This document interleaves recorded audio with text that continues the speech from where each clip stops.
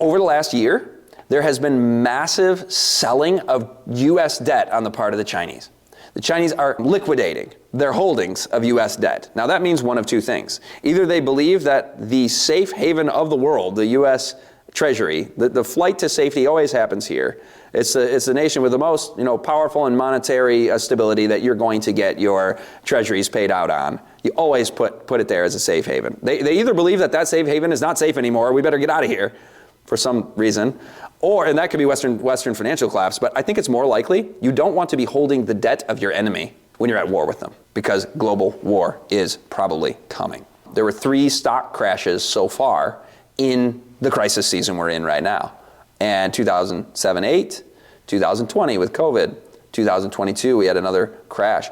And that was only the first part of the crisis season. Here we are in the last half of the crisis season now. We could see massive financial cataclysmic things. And it doesn't have to be a stock market crash. Sometimes people get tunnel vision on stocks. And we could, probably as likely or more likely, as global war intensifies, the safety and security of governments, particularly those on the losing end, or particularly developing nations, their sovereign debt, their government treasuries, if you will, are not viewed with much safety and security. Interest rates start to rise dramatically. Is my side going to lose the war? And so you start to get instability. You already have the tremors of a sovereign debt crisis. We've covered this in Technocracy. I won't repeat it all again. But a wave, a contagion of sovereign debt defaults, where governments are defaulting on their debt. Then it's not stocks and companies, large corporations, who are crashing in their value, but it's governments themselves. Their treasuries, their bonds are dropping in value or being annihilated altogether if it's a default on the part of probably developing nations, and then dominoing on down.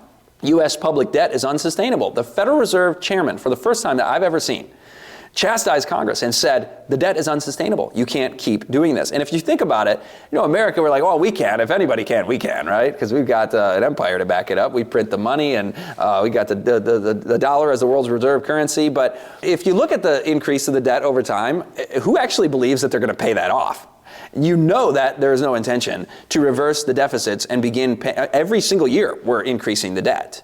And there hasn't been any reversing of that. So when you look at the potential for that to spiral out of control in a context of instability of governments themselves, the confidence in governments gets lost, and you can end up with actually stocks rising because people are pulling their money out of treasuries, and the safe haven becomes blue chip stocks, big companies that have great value.